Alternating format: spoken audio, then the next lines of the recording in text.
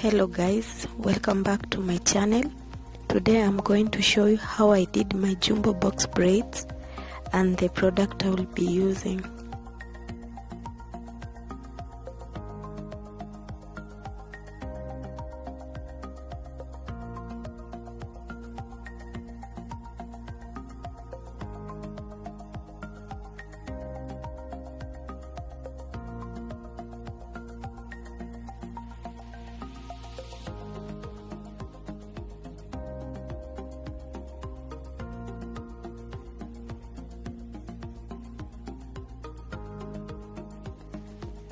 I will be using braids from SISTA, color number purple. I will be using braids from Olivia. The other name is called Braids, color number 1 stroke mint. My second braids is from MAGDALINE, color number 1 stroke blue. For this style, I only used 5 packs of braids. I will start off by mixing the 3 colors and sizing them to the desired sizes, and I will go with this size because I will be using jumbo box braids as my style.